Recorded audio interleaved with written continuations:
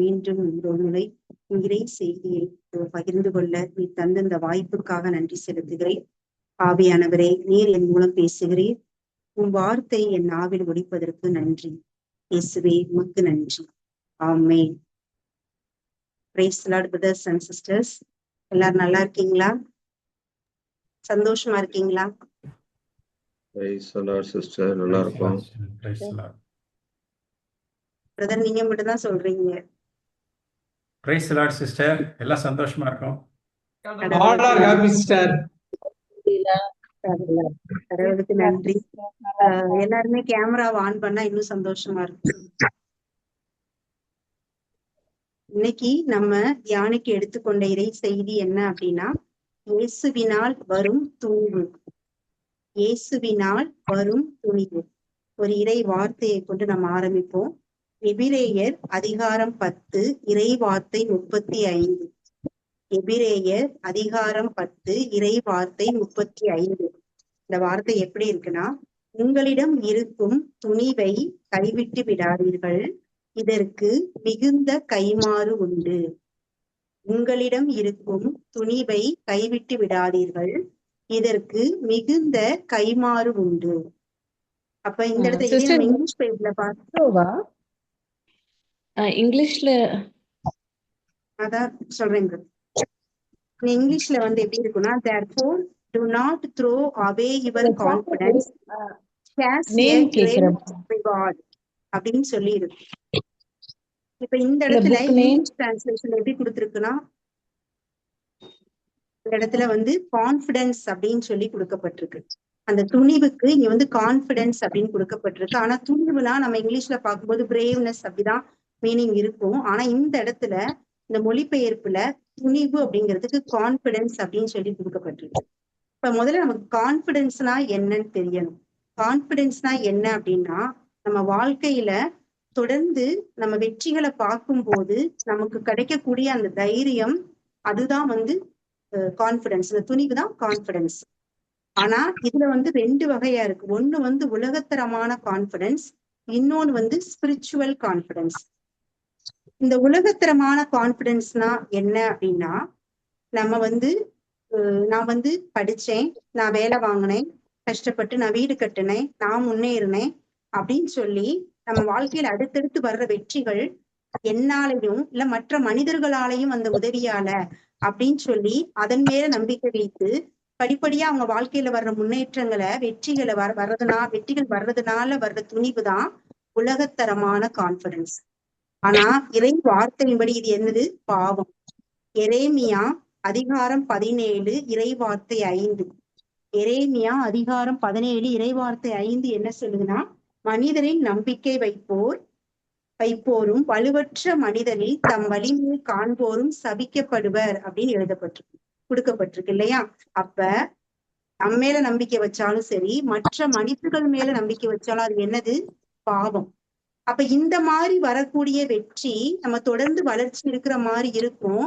ஆனா ஒரு இடத்துல நம்ம துன்பங்கள் சூழும் போது நிலை குலைந்து அடுத்து நம்ம வாழ்க்கையில என்னதே செய்ய முடியாத அளவுக்கு அழிவுக்கு போயிடுவோம். ஏன்னா நம்ம வந்த வளர்ச்சி எதை பொறுத்து? நம்ம மேல இருக்க நம்பிக்கையாவும் மனிதர் மேல வந்த நம்பிக்கையினாலும் வந்த வளர்ச்சி. அப்ப இந்த இடத்துல நம்ம எல்லாருக்குமே நம்ம வந்து உலகத்துல சின்ன வயசுல இருந்தே நமக்கு சொல்லி கொடுத்து ஸ்கூல்ல இருந்தே நமக்கு வந்தது என்ன அப்படின்னா, செல்ஃப் கான்பிடன்ஸ், தன்னம்பிக்கை இருக்கணும் அப்படின்னு சொல்லி நமக்கு இந்த உலகம் ஒரு பாடத்தை கற்றுக் கொடுத்துருக்குது. ஆனா இப்ப இது ஒரு எக்ஸாம்பிளோட உங்களுக்கு சொல்லும் போது புரியும். ஏன்னா இது ஏற்றுக்கொள்ள முடியும். உங்களுக்கு ஒரு கேள்வி வரும், தன்னம்பிக்கையை தானே இது வேணும்னு சொல்லி இந்த உலகம் சொல்லுது அப்படின்னு சொல்லிட்டு. ஆனா நம்ம ஸ்பிரிச்சுவலா பார்க்கும்போது நம்ம வந்து தன்னம்பிக்கை அப்படிங்கிற உங்களுக்கு வந்து ஒரு ஜாபுக்காக ஒரு இன்டர்வியூ உங்களுக்கு கால் ஃபார் வருது, ஒரு இன்டர்வியூ அட்டன் பண்ண ஒரு வாய்ப்பு உங்களுக்கு கிடைக்குது அப்படின்னா, நான் வந்து இன்டர்வியூக்காக நான் ரெடி ஆகுறேன், ப்ரிப்பேர் பண்றேன், நான் போய் இந்த இன்டர்வியூ அட்டன் பண்றேன், நான் ப்ரெசென்ட் பண்றேன், நல்லா பண்றேன், எனக்கு அந்த ஜாப் கிடைச்சிருச்சு. எனக்கு அப்ப அதனால ஓகே, நான் வந்து போய் அட்டன் பண்ணேன், ப்ரெசென்ட் பண்ணேன், நான் கிடைச்சிருச்சு, கடவுளுக்கு நன்றி. இதுல எல்லாமே ஃபர்ஸ்ட் வரதெல்லாம் எங்க? நான் ப்ரிப்பேர் பண்ணி நான் ப்ரெசென்ட் பண்ணேன், எனக்கு இந்த வேலை கிடைச்சது. கடைசியாதான் கடவுளுக்கு நன்றி. அப்ப இந்த இடத்துல தன்னை முன்னிலைப்படுத்துறோம், தன் மீதும் இல்ல அதுக்கு யாராவது உதவி பண்ண மற்ற மனிதர்கள் மீதும் நம்பிக்கை வைக்கிறோம். ஆனா இந்த இடத்துல நம்ம தொடக்கத்துல இருந்து அந்த ஒரு வாய்ப்பு கிடைச்சது கடவுளுடைய கிருபை. அந்த இன்டர்வியூக்கு உங்களுக்கு அழைப்பு வந்தது, கடவுளுடைய கிருபையால இது எனக்கு வந்தது. கடவுளுடைய கிருபையாலதான் என்னால அதுக்கு ப்ரிப்பேர் பண்ண முடிஞ்சு. நல்ல உடல்நலம் இருந்தாதான் அந்த அந்த இன்டர்வியூக்கு நம்மளால ப்ரிப்பேர் பண்ண முடியும். சோ அந்த இடத்துக்கு நம்ம செல்லணும்னா கடவுள் நம்மளை பாதுகாத்து கூட்டிட்டு போகணும். அந்த இடத்துக்கு போய் சேரணும். அன்னைக்கு நம்ம நல்லா பிரசன்ட் பண்ணணும். அந்த வேலை வந்து நமக்கு அன்னைக்கு கடவுளுடைய கிருபையாலதான் கிடைச்சது. ஏன்னா என்னை விட தகுதியானவங்க நிறைய பேரு இந்த வாய்ப்பு கிடைக்காம இருக்காங்க. அப்ப கடவுளுடைய கிருபையாலதான் எனக்கு இந்த வாய்ப்பு இன்னைக்கு கிடைச்சிருக்கு அப்படின்றதும் எப்படின்னா இதுதான் ஃபுல்லா கடவுளை சார்ந்து இருக்கிறது. முழுமையா கடவுள் மீது நம்பிக்கை வைத்திருப்பது. இந்த இடத்துல தன்னம்பிக்கை 0 லெவல் வரணும். என்னைக்கு நம்ம தன்னம்பிக்கை 0 லெவல் வருதோ அன்னைக்குதான் கடவுளை முழுமையா நம்ம சார்ந்து நம்பிக்கையோடு இருக்கிறோன்றது அர்த்தம். சோ இந்த இடத்துல இப்படி இல்லாம நம்ம மேலேயோ மற்ற மனிதர்கள் மேலேயோ வந்த வளர்ச்சியால வர்ற நம்பிக்கை தான் இந்த உலகத்தரமான ஒரு கான்பிடன்ஸ். இது நிலையற்றது. அடுத்து வந்து ஸ்பிரிச்சுவல் கான்பிடன்ஸ். ஸ்பிரிச்சுவல் கான்பிடன்ஸ்னா இயேசுவினால் வரும் துணிவு. இது வந்து எப்படி அப்படின்னா கடவுள் மீது உள்ள நம்பிக்கை, அவருடைய வார்த்தையின் மீது உள்ள நம்பிக்கையால அந்த நம்பிக்கையை கொண்டு நமக்கு வர்ற ஒவ்வொரு போராட்டங்களும் போராடி வெற்றி பெறும் போதும், நம்ம வாழ்க்கையில ஒரு சூப்பர் நேச்சுரல் திங்ஸ் நம்ம பார்க்கும் போதும் வரக்கூடிய ஒரு துணிவு இருக்கு பாத்தீங்களா, அதுதான் இந்த ஸ்பிரிச்சுவல் கான்பிடன்ஸ். இப்ப இந்த நேரத்துல நம்ம நிறைய பேருக்கு தோணலாம், நம்ம வந்து அந்த மாதிரி விஷயங்களை நம்மளால பார்க்க முடியுமா, ஒரு சூப்பர் நேச்சுரல் திங் என் வாழ்க்கையில நடக்குமா அப்படின்னு சொன்னா நடக்கும். ஏன்னா உங்களுக்குள்ள எனக்குள்ள யார் இருக்கா, ஜீசஸ் இருக்காரு, அவருடைய வல்லமை இருக்கு இல்லையா. அப்ப நம்ம ரோமையர் 8 அதிகாரம் 8 இறைவார்த்தை 29, ரோமையர் அதிகாரம் 8 இறைவார்த்தை 29. அந்த வார்த்தையில தந்தையாம் கடவுள் என்ன சொல்றார், தம்மால் முன்பே தேர்ந்து கொள்ளப்பட்டவர்கள் தம் மகனின் சாயலுக்கு ஏற்றவாறு இருக்க வேண்டுமென கடவுள் முன்குறித்து வைத்தார். அப்ப தந்தையாம் கடவுள் வந்து முன்னாடி முன்குறிச்சு வச்சிட்டாரு. யாரோட சாயல்ல இருக்கணும் அப்படின்னா அவருடைய மகனின் சாயல், கிறிஸ்துவின் சாயல்ல இருக்கணும். கிறிஸ்துவின் சாயல் இருக்குதுன்னா அவரை போல நம்மளால எல்லாமே செய்ய முடியும் அப்படின்றதுக்குதான் தந்தை சொல்லியிருக்காங்க அந்த இடத்துல. இதே இடத்துல இயேசு என்ன சொல்லுவாரு, என் மீது நம்பிக்கை கொள்ளுவர், என்னை விட மிகப்பெரிய காரியங்களை நீங்க செய்வீங்கன்னு சொல்லியிருக்காரு. அப்ப நம்ம இயேசுவோட பெரிய காரியங்களை செய்ய முடியும் அப்படின்னா அப்ப நம்ம செய்யும் போது தந்தையாம் கடவுள் மாட்சிப்படுத்தப்படுகிறார், இயேசு வந்து சந்தோஷப்படுறார், மகிழ்ச்சி அடைகிறார் நம்மை குறித்து. ஆனா நிறைய கிறிஸ்தவர்களால இது ஏற்றுக்கொள்ள முடியாது. ஏன்னா நான் பலவீனன், நான் பாவி, நான் வந்து கடவுளை போல அவர் செய்யற மாதிரி செய்ய முடியுமா, அவரை விட பெரிய காரியங்களை செய்ய முடியும், அப்படி வந்து டெவில் சாத்தா நமக்குள்ள ஒரு எண்ணத்தை போட்டு நம்மளை தாழ்த்தி வச்சிருக்கான். இது தாழ்ச்சி கிடையாது, இது உண்மையான தாழ்ச்சி கிடையாது, இது ஒரு தவறான தாழ்ச்சி. உண்மையான தாழ்ச்சினா என்னன்னா முழுமையா கடவுளை சார்ந்து இருப்பது, அவருடைய கட்டளைகளுக்கு கீழ்ப்படிவது, இதுதான் உண்மையான தாழ்ச்சி. ஆனா இந்த இடத்துல நம்ம வந்து இப்படி ஒரு நினைப்பை நமக்கு கொடுத்து நம்மளையே வந்து செய்ய முடியாது அப்படின்ற மாதிரி. ஆனா நமக்குள்ள ஒவ்வொருவருக்குள்ளயும் இருக்கிற யாரு, ஜீசஸ், அவருடைய வல்லமை. அந்த வல்லமை நம்ம வெளிப்படணும்னா நம்ம நம்பிக்கையாலதான். எல்லாருக்கும் ஒரே அளவுதான் இருக்கு, ஆனா அந்த வல்லமை வெளிப்படுவது நம்ம நம்பிக்கையாலதான். அப்ப இதுதான் ஸ்பிரிச்சுவல் கான்பிடன்ஸ். கடவுள் மீது உள்ள நம்பிக்கையால, அவர் வார்த்தையின் மீது உள்ள நம்பிக்கையால தொடர்ந்து நம்ம வெற்றிகளை, சூப்பர் நேச்சுரல் திங்ஸ் நம்ம வாழ்க்கையில பார்க்கும்போது வரக்கூடிய துணிவு தான் ஸ்பிரிச்சுவல் கான்பிடன்ஸ். இப்ப அடுத்து நம்ம வார்த்தை வந்து பார்த்தப்ப எபிரேயர் 10:35 பார்த்திருப்போம், உங்களிடம் இருக்கும் துணிவை விட்டு விடாதீர்கள் அப்படின்னு இருக்கும். அப்ப நமக்கு வர்ற ஒரு துணிவை விட்டு விடுறதுக்கு சில வாய்ப்புகள் இருக்கு. அதனாலதான் இந்த வார்த்தைக்கு சொல்லியிருக்காங்க, விட்டு விடாம பாதுகாத்து கொள்ளுங்க. அப்ப விட்டு விடுறதுக்கான என்ன வாய்ப்பு இருக்குன்னு நமக்கு தெரியணும். அதுக்கு முதலில் நம்ம பார்க்க வேண்டியது நம்மளுடைய ஐம்புலன்களை. நம்ம ஐம்புலன்கள் வழியா நம்ம எண்ணத்தை உள்வாங்குறோம், நம்மளோட இன்புட் என்னவா இருக்கு அப்படின்றதுல நமக்கு ஒரு தெளிவு இருக்கணும். அதுல கூட இயேசு எதை குறிப்பிட்டு சொல்றாருன்னா கண்ணையும் காதையும்.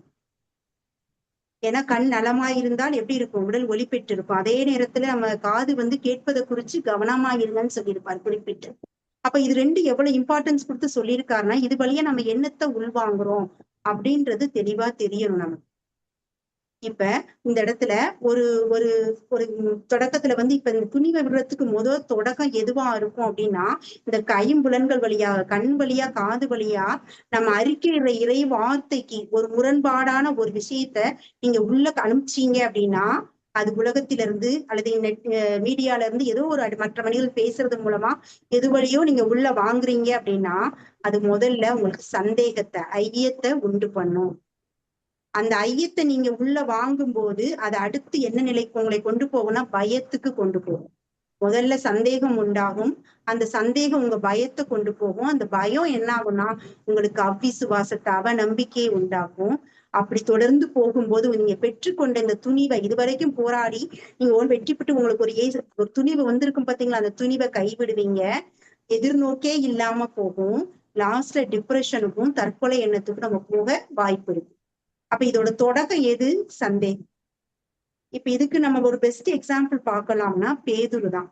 பேதுரு வந்து கடல் மீது தண்ணி மீது நடக்கிறாரு. அப்ப அவர் என்ன கேட்கிறாரு?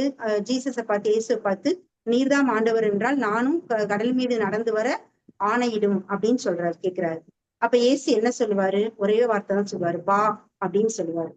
அந்த வான்ற இயேசுவினால் சொல்லப்பட இயேசுவோட வாயிலிருந்து வந்த வார்த்தை, இறை வார்த்தை, வா அப்படின்னு சொல்ற வார்த்தைய பேதுரு வந்து காதுக்குள்ள வாங்குறாரு.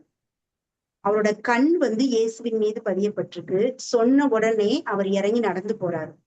கொஞ்ச தூரம் நடந்து போறாரு இல்லையா?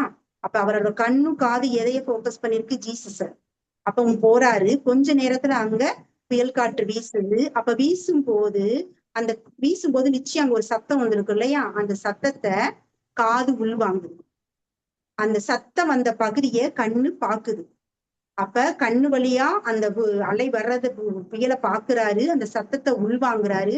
அவரோட போக்கஸ் வந்து இங்க ஜீசஸ்ல இருந்து போயிடுச்சு, இந்த பக்கம் போயிடுச்சு. அப்ப இது உள் வாங்கினோன்னையும் இந்த காதாலையும் இந்த புயல் காற்றோட அந்த சத்தத்தையும் அதோட வேகத்தையும் அதை பாக்குறதையும் உள்வாங்குறப்ப அவருக்கு அங்க சந்தேகம் வருது, அது பயமாகுது. அவர் உடனே மூழ்க போறாரு. அப்பதான் ஜீசஸ் அவரை வந்து நம்பிக்கை குன்றியவனே ஏன் ஐயம் கொண்டாயின்னு சொல்லி அவரை தூக்கி விடுவார் இல்லையா? அப்ப இந்த இடத்துல பேதுரு பண்ணது என்ன? முதல்ல அவருக்குள்ள ஐயம் வந்துச்சு இல்லையா, பயம் வந்தது. அதுக்கப்புறம் அவருடைய நம்பிக்கை குறைஞ்சிருச்சு, அவநம்பிக்கை வந்துருச்சு. அப்ப இந்த இடத்துல நம்ம வந்து இந்த ஸ்டெப்ஸை நம்ம கரெக்டா தெரிஞ்சுக்கணும். இது முத இடத்துல உருவாகிற அந்த சந்தேகத்தை, ஐயத்தையே நம்ம ஸ்டாப் பண்ணணும் தொடக்கத்துல. அப்ப இதுக்கு வந்து நம்ம வந்து அந்த தெளிவு இருக்கணும். இப்ப 2-3 பேர் என் நாமத்தினால, என் பெயரா நீங்க ஒன்றா கூடி இருந்தீங்கன்னா அங்கே அவர்கள் நடுவே நான் இருக்கேன்னு சொல்லி இயேசு சொல்லியிருக்காரு இல்லையா? இப்ப இன்னைக்கு இந்த இடத்துல இயேசுவின் நாமத்துல கூடி இருக்க நம்ம நடுவுல இயேசு இருக்கிறாரு. நீங்க நம்ம இந்த அவர் கொடுக்கக்கூடிய இந்த வார்த்தைகளை ஆமேன் அப்படின்னு சொல்லி நம்ம வாங்கும்போது அது உள்ளத்துல அது விதைக்கப்படுது. இதே 2-3 பேர் இறைவார்த்தைக்கு முரண்பாடா பேசிக்கிட்டு இருக்காங்க ஒரு குழுவுல அப்படின்னா அந்த இடத்துல அந்த நடுவுல யார் இருக்கா? சாத்தான் இருக்கான். அந்த இடத்துல அவங்க பேசுற வார்த்தைகளை அப்படியா அப்படின்னு சொல்லி நம்ம கேட்டோம்னா அப்ப என்ன பண்ணுது? அந்த வார்த்தையை அக்செப்ட் பண்ணி உள்ளத்துல எது விதைக்கப்படுது? கலை விதைக்கப்படுது. அப்ப நம்ம எதை நம்ம இதயத்துல விதைச்சிட்டு இருக்கோம் உள்ளத்துல அப்படின்றது தெளிவு இருக்கணும். எந்த இடத்துல நம்ம இருக்கோம், அந்த ஸ்பிரிச்சுவல் அலர்ட்னஸ், ஆன்மீக விழிப்பு நமக்கு இருக்கணும். எந்த இடத்துல நம்ம இருக்கோம், நம்ம எதை திங்க் பண்ணிக்கிட்டு இருக்கோம் ரொம்ப நேரம், நம்ம யார் கூட பேசுறோம், நம்ம எந்த குழுவுல இருக்கோம் அப்படின்ற அந்த விழிப்புணர்வு நம்ம இருக்கணும். அப்படி இருந்தோம் அப்படின்னா இந்த துணிவை கைவிடாம நம்ம வந்து அந்த கைவிடுறதுக்கான வாய்ப்புகளை அவாய்ட் பண்ணிட்டு கைவிடாம நம்ம நினைச்சு நிக்க முடியும். அதுக்கு அடுத்து இப்ப வந்து ஜாய், ஹாப்பினஸ், இது ரெண்டுக்கும் உள்ள வித்தியாசம் சொல்லலாம். ஜாய்னா என்ன? அதாவது மகிழ்ச்சி, அக்களிப்பு, இது ரெண்டுக்கும் உள்ள வித்தியாசம் சிஸ்டர்ஸ் நீங்க அட்மிட் பண்ணிட்டு சொல்லலாம். பிரதர்ஸ் அண்ட் சிஸ்டர்ஸ் சொல்லலாம். Praise the Lord. ஹாப்பிக்கும் ஜாய்க்கும் உள்ள டிஃபரெண்ட் என்ன? உங்களுக்கு தெரிஞ்சது சொல்லுங்க.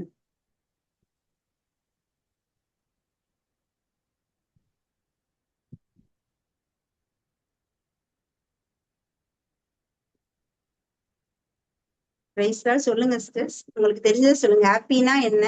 இது சாதாரண கேள்விதான். ஹாப்பினா என்ன? ஜாய்னா என்ன? ஹாப்பினஸ் அப்படிங்கிறது வந்து சடனா அது கிடைக்கக்கூடியது. அது வந்து நிரந்தரமானதா இருக்காது. ரெண்டாவது வெளி நிகழ்வுகள்ல இருந்து நடக்கக்கூடியது. மகிழ்ச்சி அப்படிங்கிறது நம்முடைய உள்ளத்தின் ஆழத்துல இருந்து வரக்கூடியது.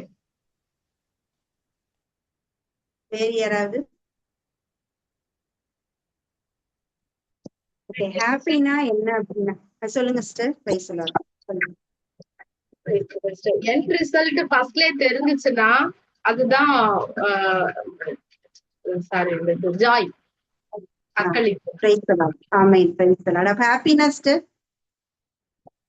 அது வந்து ஒரு நிரந்தரம் இல்லாதது, அப்போதைக்கு வரும் அப்போதைக்கு போயிடும், அது நிலை இல்லாதது.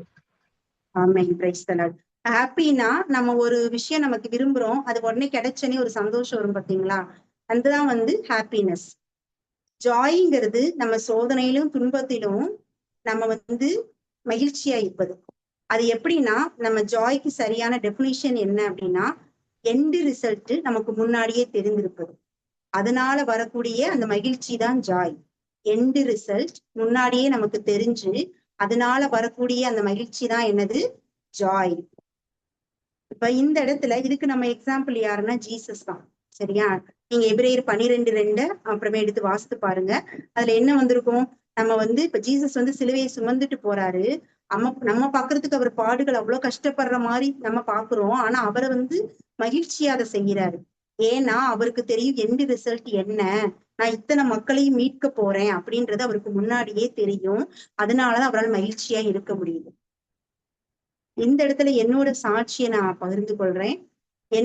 நான் வந்து ஒரு 2 வருஷத்துக்கு முன்னாடி எப்படி இருந்தேன் அப்படின்னா, நிறைய வந்து இறைவார்த்தை வாசிப்பேன், ஜெபிப்பேன், ஜெபமாலை சொல்லுவேன், எல்லாம் செய்வேன். ஆனா ஒரு பிரச்சனை போராட்டம் வரும்போது உடனே புலம்ப ஆரம்பிப்பேன், அழுகுவேன், ஜீசஸ்டையே நிறைய கேள்வி கேட்பேன். ஏன் இப்படி எனக்கு மட்டும் இந்த பிரச்சனை அந்த பிரச்சனைன்னு சொல்லிட்டு நிறைய கேட்பேன். தியானங்களுக்கு போவேன், பிரேயர் மீட்டிங்ஸ் எல்லாமே போவேன். அந்த நேரத்துல கடவுளுடைய இரக்கத்தால ஒரு விடுதலை கிடைக்குதுன்னா அந்த நேரம் சந்தோஷமா இருப்பேன். திரும்ப அந்த போராட்டம் வரும்போது திரும்ப கீழே விடுவேன். இப்படிதான் நான் போயிட்டு இருந்தேன். ஆனா நம்ம ஜீசஸ் மினிஸ்ட்ல வந்ததுக்கு அப்புறம் எனக்கு அந்த கேள்விகளுக்கு எல்லாம் பதில் கிடைச்சது. நான் ஃபர்ஸ்ட் சொன்னது கேட்டதே வந்து ஜீசஸ்ட மன்னிப்பு தான். ஏன்னா அவர்கிட்ட நிறைய கேள்விகள் கேட்டிருந்தேன். அதுக்காக நான் முதல்ல மன்னிப்பு கேட்டேன். என்னுடைய பிரச்சனைகள் அத்தனைக்கும் காரணம் நான். ஆனா கடவுள் கொடுத்ததா நினைச்சு அது ஒரு தவறான ஒரு நினைச்சிட்டு இருந்தேன். அது தவறு அப்படின்றத உணர்ந்து ஜீசஸ்ட மன்னிப்பு கேட்டேன். அதுக்கப்புறம் நம்ம ஜீசஸ் மினிஸ்ட்ல கொடுத்த அந்த ஃபெய்த் கான்செப்ட் என்னன்றதை நான் கத்துக்கிட்டேன். நம்பிக்கைனா என்ன, இறை வார்த்தை கொண்டு எப்படி நம்ம போராடணும், கிறிஸ்துவுல நான் யாரு, சிலுவையின் மூலம் நான் பெற்றுக்கொண்ட என்னென்ன ஆசீர்வாதங்கள் நான் பெற்றுக்கொண்டேன், இதையெல்லாம் இறை செய்தி கேட்டு கேட்டு என்னுடைய உள்ளம் இறை வார்த்தையால புதுப்பிக்கப்படும் போது நான் ஒவ்வொரு போராட்டத்தை எப்படி ஹேண்டில் பண்ணணும் அப்படின்றது எனக்கு இறை செய்தி மூலமா கற்றுத்தரப்படுகிறது. அப்ப அதை நான் பிராக்டிஸ் பண்ணி எடுத்த உடனே என்னால எதுலையும் வின் பண்ண முடியல. தொடர்ந்து கீழே விழுந்தேன். திரும்ப திரும்ப இறை செய்தியை கேட்பது மூலம், எழுதுவது மூலமா, அதை பிராக்டிஸ் பண்றது மூலமா அதோட தவறுகள் என்னென்ன நான் இடத்துல தப்பு போடுறேன் இது எனக்கு உணர்த்தப்பட்டுச்சு.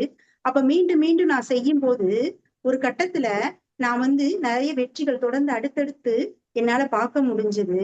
அப்ப நான் வந்து மலையாட்டம் ஒரு 1.5 வருஷத்துக்கு முன்னாடி எனக்கு மலையாட்டம் இருந்த பிரச்சனைகள் இன்னைக்கு நான் நினைக்கிறேன் இதை கண்டா இவ்வளவு பயந்தோம் அப்படின்னா அதை பத்தி நினைக்காத அளவு நான் அந்த ஜாய் இப்ப ஃபீல் பண்றேன். நான் மகிழ்ச்சியா சந்தோஷம் அக்களிப்பா இருக்கேன் அப்படின்னா அதுக்கு காரணம் என்ன அப்படின்னா கடவுளுடைய கிருபை.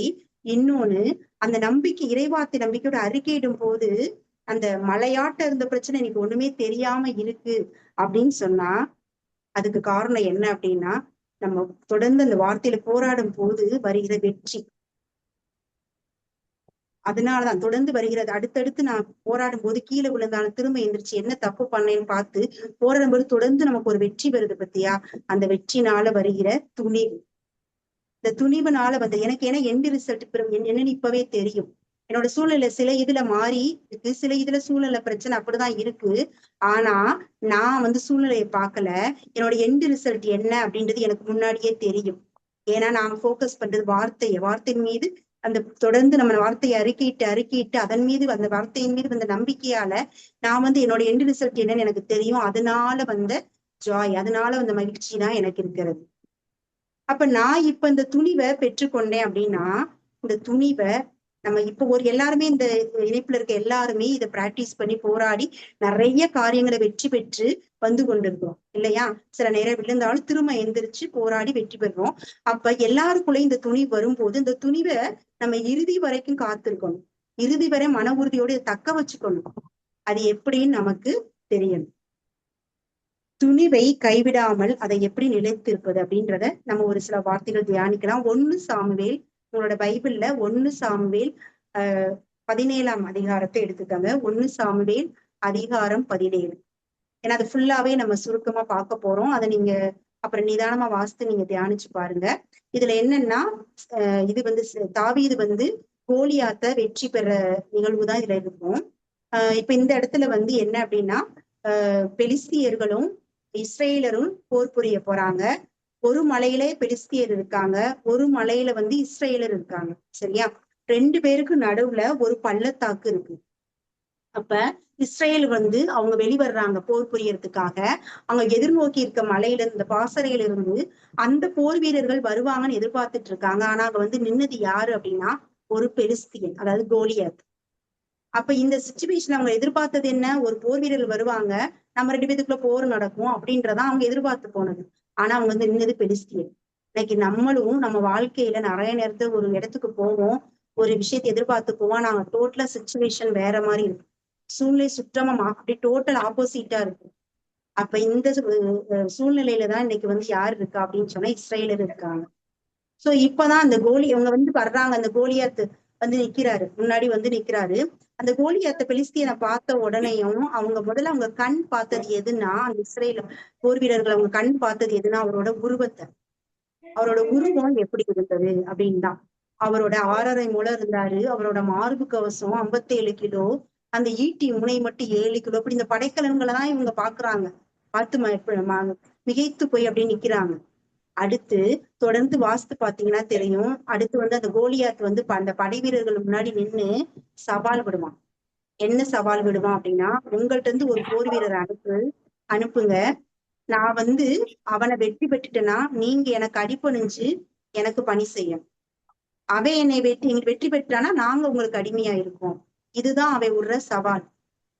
தொடர்ந்து ஒரு நாள் இல்ல, 40 நாள் காலையிலயும் மாலையிலயும் தினம் வந்து இப்படி சவால் விடுவான். அப்ப இந்த இஸ்ரேலருக்கு வந்து என்ன பாக்குறாங்கன்னா, கண்ணால அவர் உருவத்தை பாக்குறாங்க, காதால அவன் பேசுற அந்த சவாலை உள்வாங்குறாங்க. 2ஐயும் வழியா என்னத்தை உள்வாங்குறாங்க? அவங்க இறை வார்த்தைக்கு முரண்பாடான ஒரு விஷயத்த உள்வாங்குறாங்க. உள்ள போகணும்னு அங்க என்ன வந்துருது? பயம் வந்துருது, சந்தேகம் வந்துருது. அப்ப அதனால என்ன பண்றாங்க, அவங்க வந்து அதை கேட்டு, அந்த சவாலை கேட்டு, அந்த வார்த்தையை கேட்டு, அந்த இடத்துல வார்த்தையை பார்த்தீங்கன்னா இருக்கும், வார்த்தையை கேட்டு கலங்கி அச்சமுற்றனர் அப்படின்னு இருக்கும். அப்ப அவங்களுக்குள்ள பயம், சந்தேகம் வந்துருது. அது பயமாகி அச்சமுற்று நிக்கிறாங்க. சோ இந்த இடத்துலதான் தாவீது வர்றாரு. தாவீது வந்து என்ன பண்றாரு, அங்க இருக்க சூழ்நிலையோ என்ன நடக்குதோ இதெல்லாம் எதையுமே பார்க்கல. அவர் வந்து 2 கேள்விதான் கேட்பாரு. யாராவது ஒருத்தர் எடுத்தவங்க வாசிக்கலாம். 1 சாமுவேல் 17:26. 1 சாமுவேல் 17:26.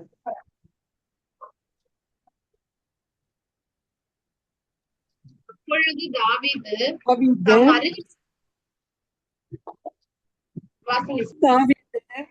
தம் அருகில் இருந்தவர்களை நோக்கி, இந்த பெலிஸ்தியனை கொன்று இஸ்ரேலின் இழிவை நீக்குகிறவனுக்கு என்ன கிடைக்கும்? வாழும் கடவுளின் படைகளை பழிப்பதற்கு விருத்த சேதனம் இல்லாத பெலிஸ்தியன் ஆகிய இவன் யார் என்று கேட்டார். ஆமேன், பிரைஸ் தி லார்ட். இப்ப இதுல வந்து என்ன கேட்கிறாரு? 2 கேள்வி கேட்கிறாரு. ஃபர்ஸ்ட் கேள்வி, இந்த பெலிஸ்தீனை கொன்னா எனக்கு என்ன பரிசு கிடைக்கும்? அவர் டைரக்டா அந்த எண்ட் ரிசல்ட்டுக்கு போயிட்டாரு. இப்பவே எனக்கு என்ன கிடைக்கும் பரிசு பொருள்? அடுத்து செகண்ட் வந்து விருத்த சேதனம் இல்லாத இவன் யாரு அப்படின்னு கேட்கிறாரு. ஏன் இந்த இடத்துல விருத்த சேதனத்தை அவர் குறிப்பிடுறாரு அப்படின்னா, தொடக்க நூல்ல கடவுள் வந்து இஸ்ரேலோட பண்ண உடன்படிக்கை என்ன? நீங்க விருத்த சேதனம் செய்யும் போது நீங்க என் மக்களா இருப்பீங்க, நான் உங்க கடவுளா இருப்பேன். விருத்தனை சேதனம் செய்யாதவங்க இந்த இனத்தை விட்டே விலகி இருப்பாங்க, அவங்க வந்து அவங்களோட கடவுள் இல்ல அப்படின்றதுதான் உடன்படிக்கை. அப்ப இத வந்து அவங்க வந்து என்ன பண்ணாங்க, அப்ப தாவீதுக்கு இது தெரிஞ்சிருந்துச்சு, நான் யாரு, எனக்குள்ள என் கூட யாரு இருக்கா, இந்த விருத்த சேதனம் செய்யாத இந்த பெலிஸ்தியன் யாரு அப்படின்றது தெளிவா தெரிஞ்சிருச்சு. அதனாலதான் இவர் இந்த 2 கேள்வியை கேட்கிறாரு. இத வந்து ஒரு தடவை கேட்கல, மீண்டும் மீண்டும் அங்க இருக்க போர் வீரர் வந்து கேட்டுக்கிட்டே இருப்பாரு. இது கேட்டுக்கிட்டே இருக்கனால என்ன பண்றாங்க, இந்த வீரர் சவுலை கொண்டு போய் தாவீதை கொண்டு போய் சவுல் அரசன் நிப்பாட்டுறாங்க. அப்ப சவுல் சொல்றாரு, நீ எப்படி இவங்களோட போரிட போற? நீ வந்து இளைஞனா இருக்க, அவ வந்து சிறு வயது முன்னே போர் பயிற்சி பெற்று இவ்வளவு பெரிய உருமா இப்படி இருக்க, அவனோட நீ எப்படி போரிட போற அப்படின்னு சொல்லி தாவீதிட்ட கேட்கும் போது தாவீது சொல்லுவாரு, கரடிக்கும் சிங்கத்துக்கும், அதாவது சிங்கத்துக்கும் கரடிக்கும் தப்புவித்த தேவன் ஆண்டவர் இந்த பெலிஸ்தியன் கையுக்கும் என்னைய தப்புவிப்பார். அந்த பெலிஸ்தியனை அந்த இடத்துல தாவீது யார் கூட கம்பேர் பண்றாரு அப்படின்னு பார்த்தா, கரடி குடையும் சிங்கம் குடையும். ஏன்னா விருத்த சேதனம் செய்யாத இவன் கூட கடவுள் இல்ல, இவன் இந்த மிருகங்களோட போல ஒன்று அப்படின்றது அவன் தெரிஞ்சிருக்கு.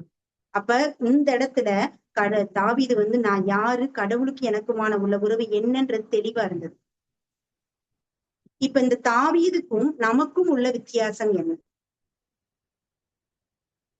யாராவது சொல்லலாம். தாவீதுக்கும் நமக்கும் உள்ள வித்தியாசம் என்ன?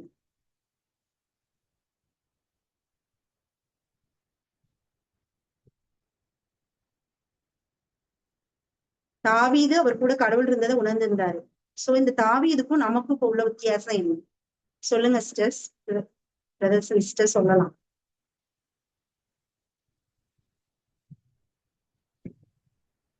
தாவீது நிறைய டைம் காட் கூட இருக்கிறது உணர்றது இல்ல நம்ம. புரியல சிஸ்டர். தாவீது கூட ஆண்டவர் இருந்தாரு, நமக்குள்ளால ஆண்டவர் இருக்காரு. ஆமென், பிரைஸ் தி லார்ட். அப்ப தாவீதுக்கு பழைய உடன்படிக்கையின் பழைய ஏற்பாட்டு மக்களோட கடவுள் கூட தான் இருந்தார். நம்ம புதிய உடன்படிக்கையின் மக்கள் நமக்குள்ள யார் இருக்கா? ஜீசஸ் இருக்காரு. இதுதான் அவங்களுக்கும் நமக்கும் உள்ள வித்தியாசம். அப்ப அத வந்து தாவீது தெரிஞ்சிருந்தார். கடவுள் என் கூட இருக்காரு, இந்த பெலிஸ்தீனோட கடவுள் இல்ல, நான் யாரு அப்படின்னு தெரிஞ்சிருந்தாரு. அந்த மீத நம்பிக்கையால அவர் வெற்றி பெற்றார்.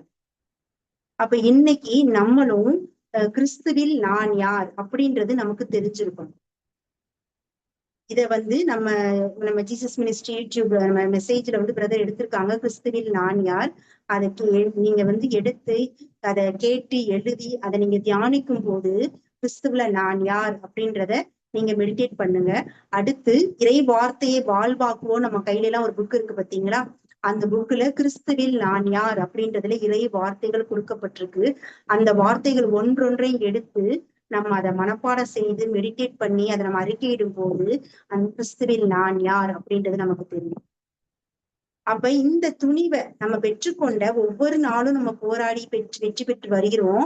நம்ம அதனால ஒரு துணிவு நமக்கு வருது. இயேசுவினால் அவருடைய வார்த்தையினால் வருகிற அந்த துணிவை நம்ம கைவிடாம திரும்ப தொடர்ந்து நமக்கு துன்பங்கள் போராட்டங்கள் உண்டு இந்த உலகத்துல. நம்ம அப்ப எந்த நாளையும் நம்ம கீழே விழாம இருக்கணும், தொடர்ந்து நான் நிலைச்சு நிக்கணும் இறுதி வரை அப்படின்னா நம்முடைய போக்கஸ் 4 விஷயங்கள்ல இருக்கணும். 1 விண்ணரசு, பரலோகத்தை குறிச்சு இருக்கும். நம்ம கண்கள் எப்போதும் பரலோகத்தை குறிச்சு நம்ம எண்ணங்கள் இருக்கணும். 2வது நம்முடைய கண்கள் கடவுளின் வாக்குறுதிகள் மேல இருக்கணும். நம்ம இதயத்துல கடவுளின் வாக்குறுதிகளை பதிய வைக்கணும்.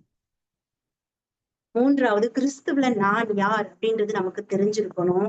4வது நமக்கு கிடைக்கக்கூடிய பரிசு பொருள் என்ன அப்படின்றது நமக்கு தெரிஞ்சிருக்கணும். இப்ப இதை நம்ம தொடர்ந்து ஏன்னா இந்த வார்த்தை லாஸ்ட் என்ன இருக்குது? உங்களிடம் இருக்கும் துணிவை விட்டு விடாதீர்கள், இதற்கு மிகுந்த கைமாறு உண்டு. இப்ப அந்த கைமாறு நம்ம பெறணும்னா அந்த துணிவை விடாம நம்ம தொடர்ந்து நிலைச்சு நிக்கணும். நிலைச்சு நிக்கிறதுக்கு இந்த 4 மேலேயும் நம்ம போக்கஸ் பண்ணணும். இதை கொண்டு இறை வார்த்தையை கொண்டு மீண்டும் மீண்டும் நம்ம உள்ளம் புதுப்பிக்கப்பட்டு கொண்டே இருக்கும் போது நிச்சயம் நம்ம தொடர்ந்து இந்த துணிவுல இயேசுவினால் வரும் துணிவுல நிலைத்து நிற்க முடியும். அந்த கைமாறை பெற்றுக்கொள்ள முடியும். Price the Lord. ஆமென்.